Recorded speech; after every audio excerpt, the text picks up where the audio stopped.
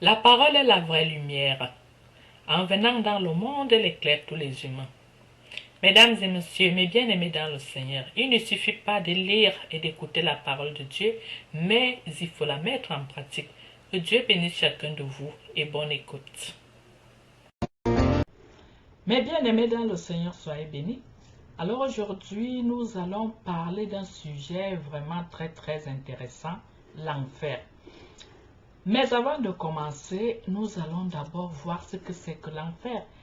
Qu'est-ce que notre Seigneur nous dit à propos de l'enfer? Nous allons regarder dans Matthieu chapitre 25, verset 41. Ensuite, il dira à ceux qui seront à sa gauche, « Retirez-vous de moi, maudits, allez dans le feu éternel qui a été préparé pour le diable et pour ses anges. » Voilà, là, nous avons maintenant la confirmation. Et alors, nous allons passer au point suivant. Voilà notre frère qui se retrouve maintenant en enfer. Et étant en enfer, qu'est-ce qu'il a vraiment fait? Quels sont les péchés qui ont conduit notre frère en enfer? Écoutez ce qu'il dit. L'adoration de faux dieux, des personnes, l'argent. J'étais même un homme bien matérialiste.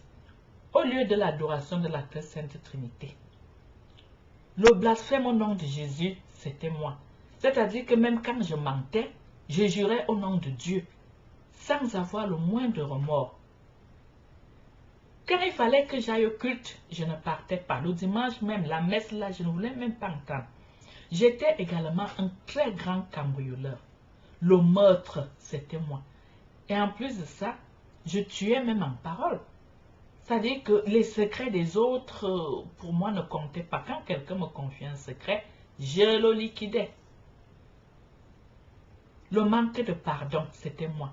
Donc j'étais un monsieur qui ne pardonnait pas. Pour moi, le pardon n'existait pas. J'avais aussi un cœur dur. J'étais également pédé. Donc l'homosexualité, c'était moi. Non seulement que j'étais homosexuel, mais je conseillais aussi à mes amis de le faire. Tous les péchés de la chair, c'était moi. Fornication, c'est-à-dire les relations sexuelles avec des filles hors mariage, c'était moi. Avec des hommes comme moi, même sans mariage, c'était moi. Quand je voyais l'un de mes amis qui voulait se convertir, aller vers Jésus, je l'empêchais. Je le décourageais, je lui disais que Dieu n'existe même pas. L'adultère, c'était moi. Donc les femmes d'autrui, là, c'était mon affaire. Il suffisait que la femme ait beaucoup d'argent, c'était moi. Et puis, il y a quelque chose que je dois aussi vous dire, c'est que il y avait des vieilles femmes qui étaient vraiment assoiffées de sexe et puis leur faux mari, c'était moi en échange d'argent. Elles me donnaient de l'argent et moi, en retour, j'étais leur mari pour satisfaire leurs désirs sexuels. Ces affaires de concubinage, là, c'était moi. Moi seul, j'étais un homme qui avait 10, 15 concubines, je m'en foutais. Je m'en foutais. La masturbation, c'était moi. La gourmandise, c'était moi. Je ne mangeais pas n'importe quoi. Tu me présentes un repas mal préparé, c'était pas mon affaire. Hein? J'aimais des repas épicés, bien cuisinés. La colère, c'était mon affaire. Je me fâchais pour un rien. Pour un rien. Et puis quand on me calmait, je ne voulais rien entendre. L'envie, c'était moi. J'enviais des maisons d'autrui, les femmes d'autrui, les diplômes d'autrui, les jolies femmes d'autrui, j'enviais. Et j'étais très jaloux. Malgré que je possédais plusieurs maîtresses, je ne voulais pas les partager avec un autre homme. Les biens d'autrui, les maisons, les voitures d'autrui, je ne voulais vraiment pas voir. Tellement j'étais jaloux, à tel point où quand j'entendais que quelqu'un a réussi sa vie, j'étais prête à le descendre. L'orgueil, c'est moi. L'avarice, moi. J'étais tellement radin que parfois je me rappelle que ma mère avait besoin des miettes pour survivre. Je ne lui donnais pas un seul sou. Je dis bien un seul sou. En plus de ça, j'étais un paresseux. Puisque je voulais juste l'argent facile. En allant voler, en cambriolant, c'est là où j'avais de l'argent. J'avais complètement refusé le Saint-Esprit ainsi que ses œuvres. Quand quelqu'un me disait que c'est Dieu qui lui donne le souffle de vie, je dis mais va te faire foutre. Quel souffle de vie Dieu te donne? C'est la nourriture que tu manges qui te donne le souffle de vie. Point barre. Quel Dieu te donne le souffle de vie? J'étais tellement haineux envers la Sainte Trinité que je ne voulais même pas entendre parler de cela. Quand on me parlait de Jésus, mais j'étais malade, j'étais mal à l'aise, je ne voulais pas entendre parler de lui. Quand on me parlait des commandements de Dieu, mais pour moi c'était de la merde. Je n'ai même pas hésité de dire ça à mes amis que mais, ces histoires commandements de Dieu, mais c'est une merde. Mes parents alors étaient méprisés. Je n'ai jamais oublié que mon père avait une petite maîtresse. Je suis allée draguer la maîtresse de mon père. J'ai même eu des relations sexuelles avec cette maîtresse. Quand mon papa a voulu ouvrir la bouche, je l'ai boxé. Je l'ai boxé. Je préférais respecter des animaux que de respecter mes parents.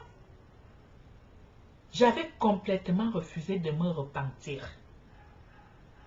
Ma mère me disait, oui, va confesser tes péchés, va faire ceci. Alors je l'envoyais se faire foutre.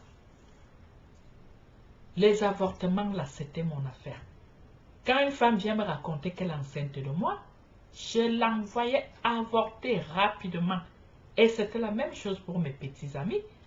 Quand l'un de mes amis se confiait à moi pour me dire que sa copine est enceinte et tout, je recommandais à mes petits amis l'avortement.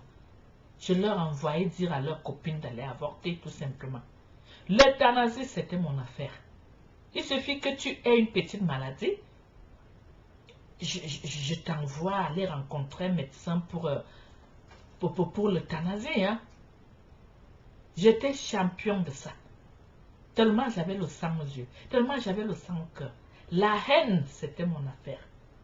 J'étais un homme haineux. Haineux. Le mensonge, c'était moi.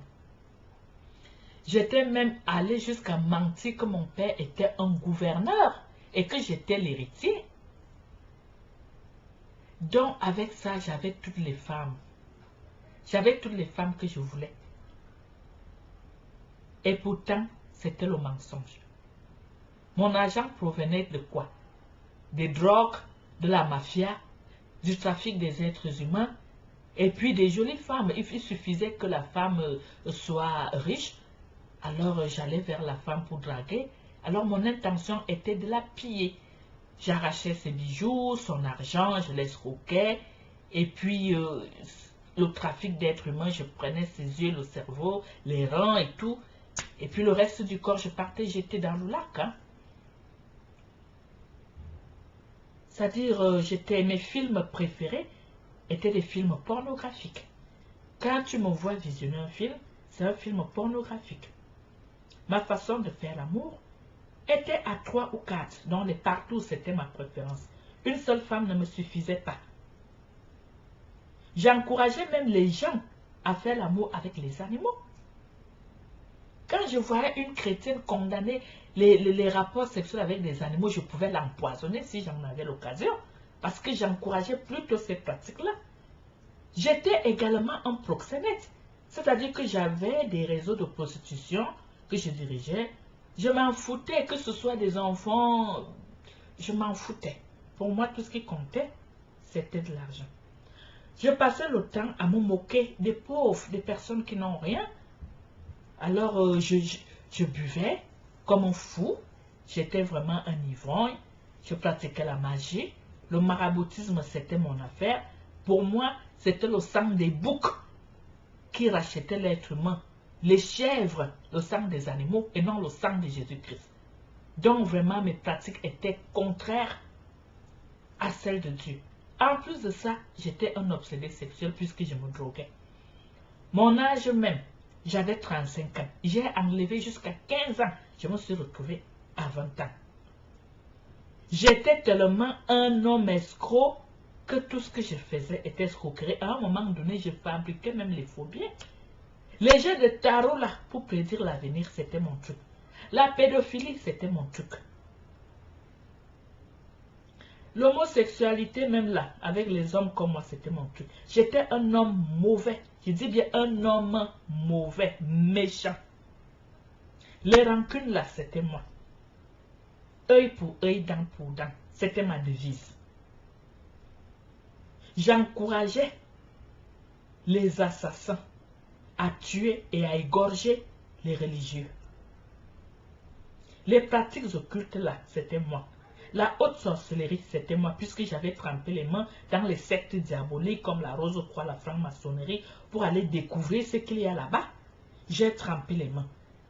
Et alors, dans les pratiques de sorcellerie, c'était moi. J'étais devenu un homme sans sentiment.